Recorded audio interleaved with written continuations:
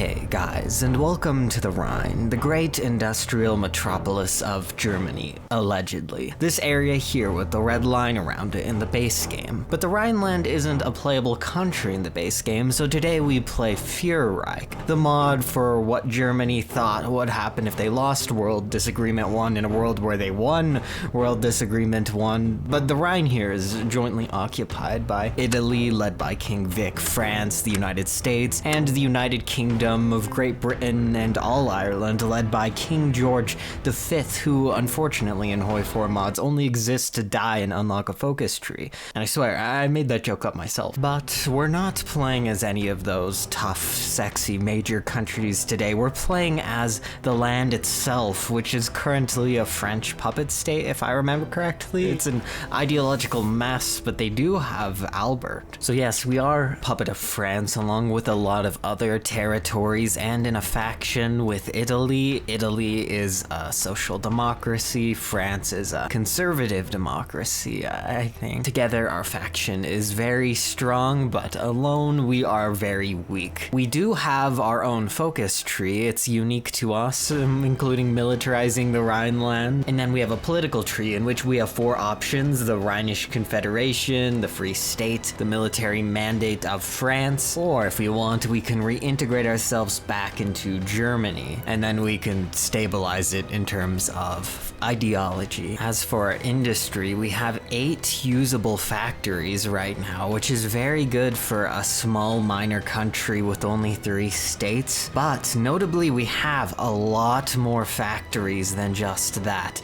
We unfortunately are being forced right now to export coal to France, so they get 5 factories from us and control over a lot of our trade. But once we get rid of that and move on to early mobilization or partial mobilization, we'll have a massive industry for a country with only 3 states. And so as for our industry, it's not a good idea when we only have 4 mills to build tanks, but I will be building light tanks just so we can add light tank support companies to our infantry divisions. And we have a crazy political situation, but it won't be too important in the long run. Well, I say that, but there's gonna be some crazy stuff happening. Also, if Entente Council confidence gets low enough, we can leave the Entente Council, but I don't know if we'll do that. In the end, no matter what we do, we're probably gonna end up allied to France or Poland or somebody else that Germany's going to fight against. And also, with the focus tree too, we can't do any of our focuses right now until certain things happen in the world, which is okay because we have terrible national spirits like political powder keg here, which gives us negative 1.25 political power gain. That means that if we do a focus, we lose political power every day until that national spirit is gone. So not being able to do a focus is kind of a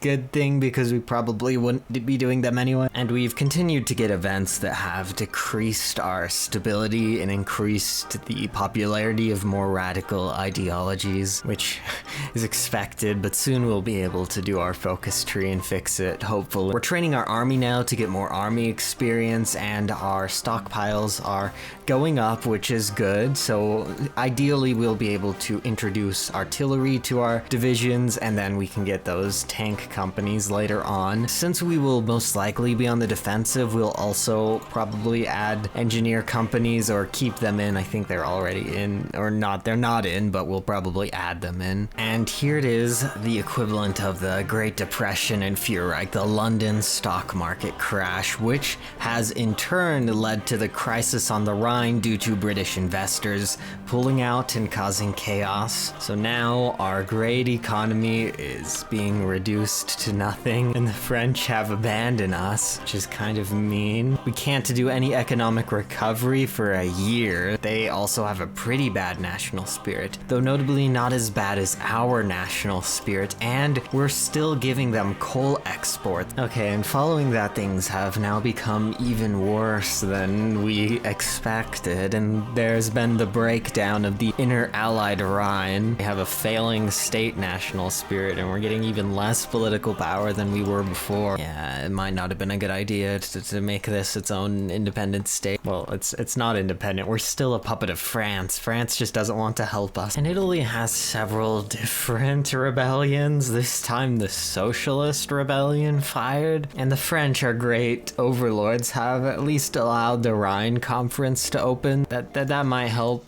something, maybe. I'm probably gonna ask for the return of our core territory too. Okay, and the results of the conference are the autonomous victory, so we're going to move forward with French autonomy, at least for now. I'm sure we can eventually transition this into some form of freedom, but it's better than whatever we would get siding with Germany, which I really do think is probably either annexation or nothing gained. At least with France, maybe we can make our government the new Germany, maybe. And Konrad Adenauer is our new leader of the Confederation of the Rhine. We have a flag that is in a mixture of 5 flags, which is kind of nice because that other flag was ugly. I guess all the victors in the Entente really wanted their flag to be on our flag. I guess it's a cool victory lap for them, but it was kind of an ugly mess for us. Imagine that flag flying on tons of government buildings everywhere. That's just ugly. I guess we can do the Watch on the Rhine focus for 350 days now. Oh,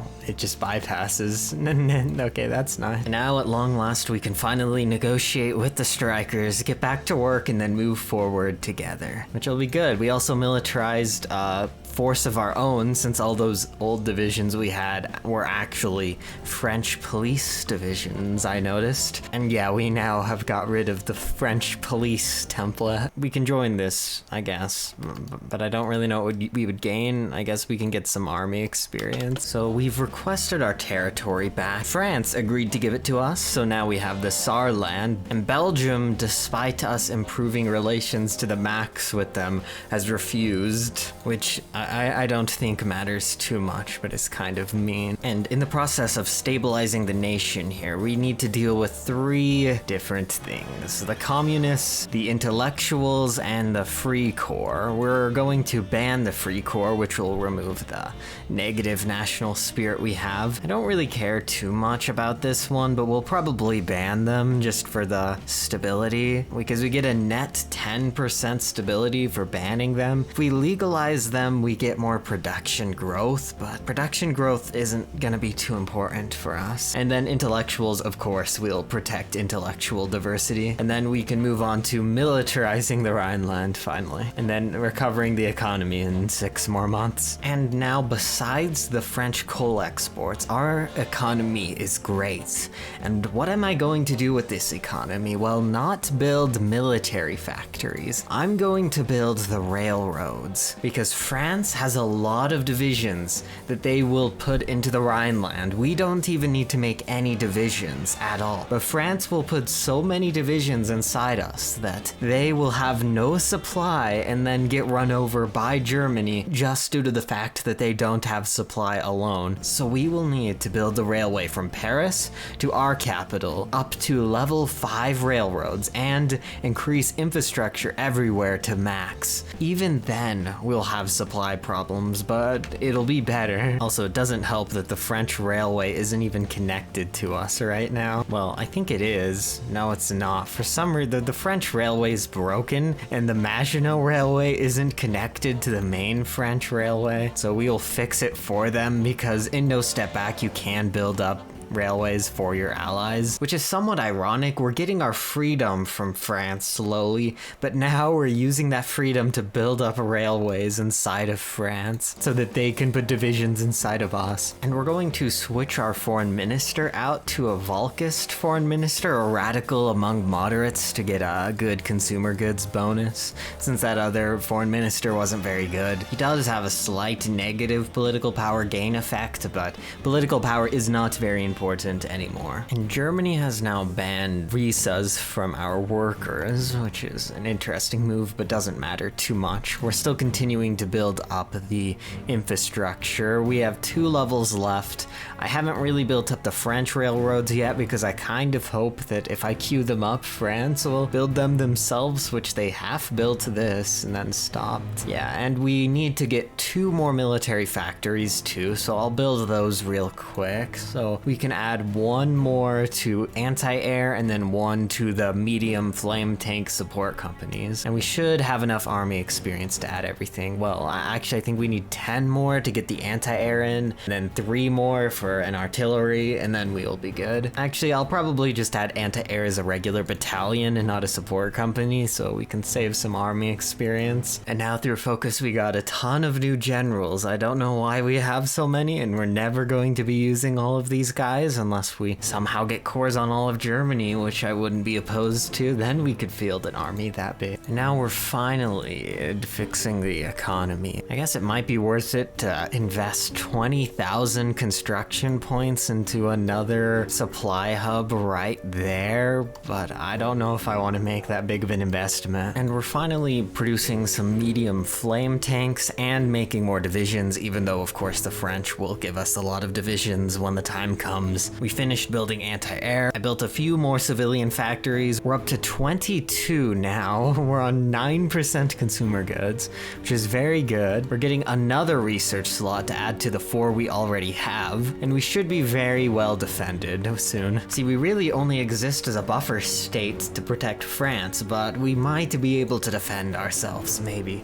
And if we capitulate, I'm counting that as a lose though, even if we evacuate divisions and fight on and eventually win. If we capitulate, that's it. And Germany is now invading Poland's strong faction, the Intermarium, which is made of Poland, its puppet state Lithuania, Latvia, Romania, and Hungary. I wish we could make France do something against them and force Germany to fight on 2 fronts and protect Poland, but I don't think that will happen. We'll be ready though. I guess it gives us more time to build up these bunkers. And of course, without our help, Poland has fallen along with everybody else, so now Germany is at peace and very powerful. At least we're kind of powerful and continuing to fortify this region. And here we are finally at war with Germany, and we built up level 8, 9, and 10 forts. They don't really have many divisions on our border here. I feel like we could push into the Dutch state. I don't know. Should we just like walk into Germany and abandon our defenses? It seems like all this was kind of unnecessary. Yeah, I guess they have forts here, so we'll just take control of their level 3 forts. Yeah, and this is the main reason I think why it's not going so well. Trotsky's on the other front helping us out. Yeah, our divisions are very strong compared to their divisions, and I will be able to get anti-tank into our divisions soon. I guess I probably should start producing that. Our main goal right now will be to defeat the Dutch state. If we can capitulate them, that'll give us a huge advantage. And the armor in our divisions will allow us to push a lot of their divisions as long as German tanks don't move into the Netherlands. And unfortunately, we weren't able to defeat the Netherlands, but we were able to cut off Germany and the Dutch state's land connection. Most importantly, this increases the length of the front, so supply isn't as bad, and France and Italy can spread out their divisions more. And the supply situation became so annoying up here that I'm withdrawing my divisions and letting my allies hold the territory while I move back to the Rhine where I have supply and attack into the Netherlands as they try to attack into this area that we took. I finally made an encirclement of the German divisions. It took a very long time. It wasn't even on our main front. We don't even have enough supply here to do anything. I've been attacking here for so long that this general almost has urban assault specialist and ranger. But we're finally, I think, gonna break it. I made Cass. I have railway guns. And now with half half of my army attacking into this one tile, we might finally push the front here. Because I'm saying, if we can capitulate these guys, it's over. This entire thing will fall apart. And wow, just like I said, we encircled some divisions, we pushed this front back,